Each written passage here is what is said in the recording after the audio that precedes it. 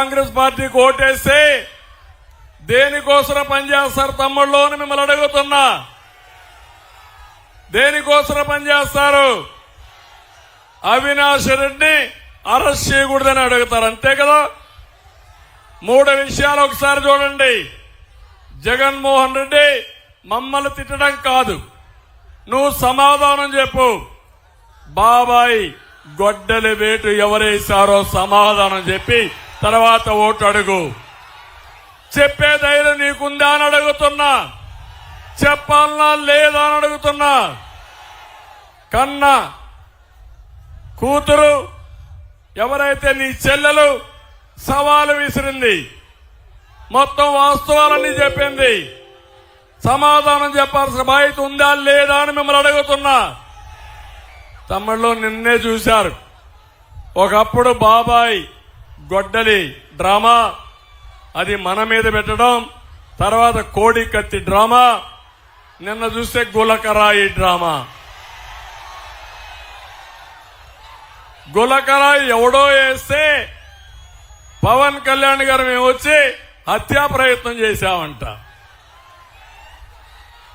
నీ డిపార్ట్మెంట్ ఇది అవునా కాదా అని అడుగుతున్నా. ఈరోజు నీ డిపార్ట్మెంట్ ఉంటే కరెంట్ ఆఫ్ అయితే మేము కారణమా? నీకు చేత కాకపోతే రాజీనామా చేయి, నువ్వు మీటింగ్ పెట్టుకో, నీకు కూడా కరెంట్ ఇస్తాం. ఎక్కడ కరెంట్ ఆఫ్ కాదు.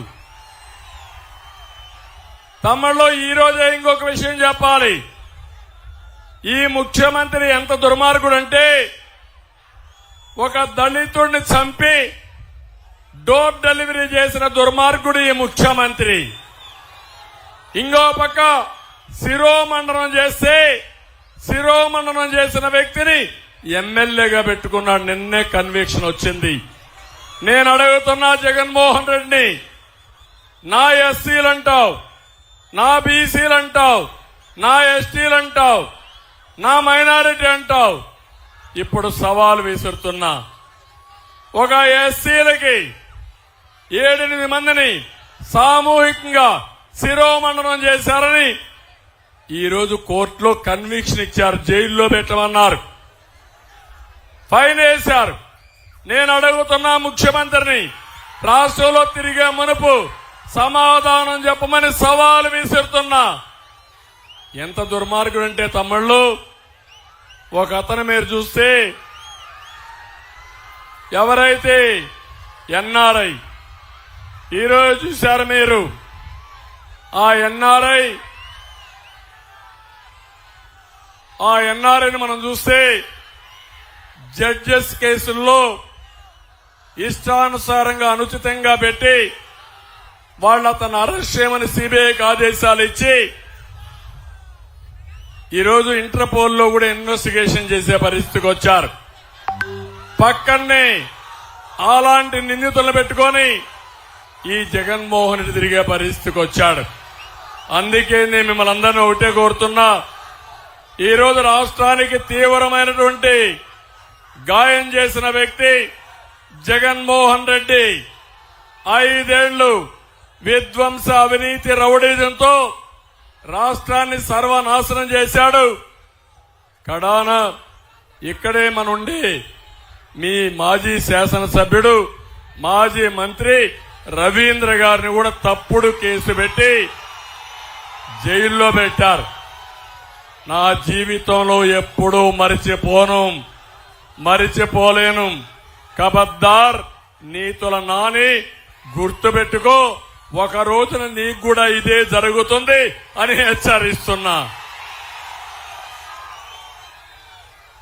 అయితే నేను ఈరోజు కోరేది, ఈ రాష్ట్రాన్ని బాగు చేసుకోవాలి, మళ్లీ ఘాటున పెట్టాలి. ఈరోజు నేను దారిలో వస్తా ఉంటే చూశాను, మేమిద్దరం వస్తా ఉంటే యువత అయితే 2 జెండాలు పట్టుకుని పోటీ పడి కేరింతలు, ఈలలు, ఉత్సాహంతో మీరు చేసేది చూస్తా ఉంటే నా జీవితంలో ఎప్పుడూ చూడని ఉత్సాహం ఈరోజు చూస్తున్నా. మా ఆడబిడ్డలు పిల్లల్ని సంకల్లో పెట్టుకొని డాన్సులు చేసే పరిస్థితికి వచ్చారు. ఇంకో పక్క తండ్రులైతే ఇద్దరు పిల్లలుంటే ఇద్దరిని 2 భుజాలు ఎక్కించుకొని ఈ ఇద్దరి బాధ్యత మీ ఇద్దరి బాధ్యతని మమ్మల్ని చూపించారంటే మా బాధ్యత పెరిగింది. మళ్లీ ఒకటి హామీ ఇస్తున్నా, ఈరోజు మేము సూపర్ 6 తీసుకొచ్చాం. ఇప్పుడే పవన్ కళ్యాణ్ గారు మాట్లాడుతూ సూపర్ 10 కాదు టాప్ 10 కూడా చేయాలని వారు చెప్పారు. అదే మరి గవర్నమెంట్ ఆఫ్ ఇండియా పెద్ద ఎత్తున ఈరోజు ఎలక్షన్ మేనిఫెస్టో కూడా తీసుకొచ్చారు. నేను ఒకటే మీకు హామీ ఇచ్చేది, ఈరోజు మీ అందరికీ మళ్లీ ఇక్కడ 2 అభ్యర్థులు ఉన్నారు. ఒకటి కొల్లు రవీంద్ర ఎమ్మెల్యేగా ఎన్నుకోండి. ఇంకో పక్క అనుభవం ఉండే వ్యక్తి, సమర్థవంతమైన వ్యక్తి ఎంపీగా ఎన్నుకోండి. నియోజకవర్గంలో తాగునీటి సమస్య ఉంది. ప్రతి ఇంటికి కొళ్ళాయి ద్వారా నీళ్లు ఇచ్చే బాధ్యత మాదని మీ అందరికీ హామీ ఇస్తున్నా. అక్వా రంగం నాశనం అయిపోయింది.